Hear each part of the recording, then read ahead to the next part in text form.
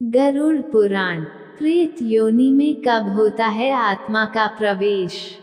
गरुड़ पुराण को हिंदू धर्म का महत्वपूर्ण ग्रंथ माना जाता है, जिसे मृत्यु के बाद की घटनाओं के बारे में स्वयं भगवान विष्णु द्वारा बताया गया है।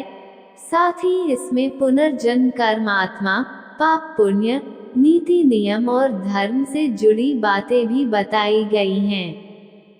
यही कारण है कि सनातन धर्म में इस ग्रंथ का सबसे अधिक महत्व है और इसे 18 महापुराणों में एक माना गया है। गरुड़ पुराण के अनुसार मृत्यु के बाद आत्मा किसी न किसी योनि में प्रवेश करती है। इसमें 84 लाख योनियों का उल्लेख मिलता है, जिसमें पशु योनि, पक्षी योनि, वृक्ष योनि, कीड़े मकोड़े की योनि और मनुष्य योनि आदि हैं। लेकिन आत्मा का प्रवेश किस योनि में होगा, यह उसके द्वारा किए कर्मों पर निर्भर करता है। गरुड़ पुराण में प्रेत योनि का भी जिक्र मिलता है। जानते हैं क्या है प्रेत योनि और कैसी आत्माओं का होता है इस योनि में प्रवेश। गरुड़ पुराण का सनातन धर्म में बहुत महत्व है। इस पुराण में जन्म से लेकर मृत्यु तक सब कुछ वर्णित है। गरुड़ पुराण में भगवान विष्णु और पक्षीराज गरुड़ के बीच संवाद के बारे में बताया गया है। ये ग्रंथ पाप पुण्य, नियम कायदे, आत्मा, पुनर्जन्म, मृत्यु एवं जन्म आदि की व्याख्या करता है। गरुड़ पुराण के अनुसार यदि किसी व्यक्ति की मृत्यु हो जाती है तो उस व्यक्ति की आत्मा मनुष्य योनि से प्रेत योनि में कैसे प्रवेश करती है। गरुड़ पुराण प्रेत योनि का रहस्य। जीवन में किए गए पापों का परिणाम भोगने के लिए आत्मा को मृत्यु के बाद प्रेत योनि मिलती है। साथ ही ऐसे लोग जिनकी मृत्यु जल में डूबकर, अग्नि में जलकर, वृक्ष से गिरकर आदि से हुई हो, ऐसे मनुष्यों की आत्मा प्रेत योनि में जाती है। प्रेत योनि में प्रवेश कर इन मृत आत्माओं को वायु प्रधान शरीर मिलता है। जब किसी व्यक्ति की मृत्यु हो जाती है तो आत्मा उसके शरीर को छोड़ देती है। जब आत्मा शरीर छोड़ती है तो उसे भूख, प्यास, क्रोध, वासना और घृणा आदि का अनुभव होने लगता है। गरुड़ पुराण में कहा गया है कि इस ब्रह्मांड में कुल 84 लाख योनियां हैं। इनमें पशु योनि, वृक्ष योनि, कीट योनि और मनुष्य योनि आदि हैं। ऐसा माना जाता है कि मृत्यु के बाद व्यक्ति की आत्मा की मंजिल उसके कर्मों पर निर्भर करती है।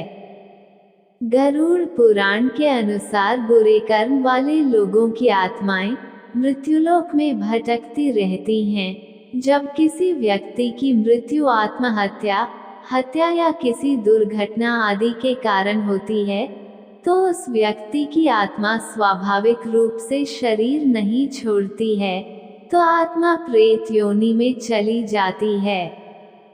गरुड़ पुराण में बताया गया है कि प्रेतों के मन में हमेशा यह इच्छा बनी रहती है कि जहाँ पर उनका धन है, उसके शरीर के पार्थिव परमाणु हैं, उनके शरीर संबंधी परिवार हैं, वो वहीं रहें और अपने संबंधियों को भी अपनी तरह बनाएं। सभी भौतिक पदार्थों का संचयन करने की सामर्थ्य वायु तत्व में रहती है। यही कारण है कि प्रेत वायु शरीर प्रधान होने से जिस योनि की इच्छा करता है वो उसे ग्रहण कर लेता है, लेकिन कुछ ही समय तक वो शरीर ठहर सकता है। पीछे सब पार्थिव परमाणु शीघ्र ही बिखर जाते हैं। गरुड़ पुराण में ये भी कहा गया है कि मृत्यु के बाद शास्त्रों के अनुसार जिनका अंत्येष्टि संस्कार नहीं किया जाता, उसकी आत्मा भी कुछ दिनों के लिए प्रेत योनि को प्राप्त होती है। जब शास्त्रोक्त विधि से उसका प्रेत संस्कार, दशगात्र विधान, षोडश श्राद्ध, सपिंडन विधान किया जाता है, तब वो प्रेत शरीर से मुक्त हो जाता है। जब किसी व्यक्ति की अचानक या किसी दुर्घटना से मृत्यु हो जाती है तो उसकी आत्मा को शांति नहीं मिलती है। ऐसी अवस्था में आत्मा भूत प्रेतों में भटकती रहती है। साथ ही जब किसी व्यक्ति की आत्मा स्वाभाविक रूप से उसके शरीर को नहीं छोड़ती तो आत्मा भी प्रेत योनि में भटकती रहती है। ज्योतिष शास्त्र के अनुसार कहा जाता है कि जब किसी व्यक्ति की मृत्यु हो जाती है तो मृतक की आत्मा की शांति के लिए पिंडदान और श्राद्ध किया जाता है। ऐसा करने से माता पिता की आत्मा को शांति मिलती है। गरुड़ पुराण की कथा। गरुड़ पुराण में एक कथा है, प्रेत योनि किसी को क्यों मिलती है? प्रेत योनि को भोगना कैसे पड़ता है? प्रेत योनि में आहार क्या होता है?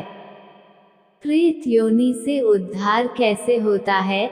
आदि गरुड़ पुराण में मुख्य रूप से तो आत्मा के परलोक गमन और उसके फल निर्धारण की कथा ही है। किसी की स्मृति में उसके देहांत के बाद गरुड़ पुराण की कथा की परंपरा है। आप धैर्य से इस कथा को पढ़िएगा।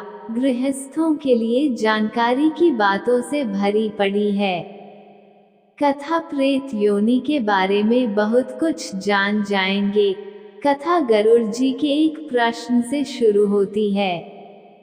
गरुड़ और भगवान श्री कृष्ण के बीच संवाद के बीच ज्ञान चर्चा ही गरुड़ पुराण है। गरुड़ ने भगवान श्री कृष्ण से कहा, भगवान कोई ऐसी कथा सुनाएं जो अद्भुत हो, ज्ञानप्रद हो और उसमें आपकी महिमा भी निहित हो। श्री कृष्ण ने कहा, गरुड़ तुम्हारे अनुरोध पर मैं एक कथा सुनाता हूँ। कथा बहुत रोचक और सामान्य धर्म कथाओं से अलग है। इसमें मेरी भी भूमिका है। इससे तुम्हें प्रेत योनि के बारे में बहुत कुछ जानने को मिलेगा। कथा को ध्यान से सुनना और समझना। मनुष्य अगर इसे समझ ले तो वो कभी प्रेत ही न हो।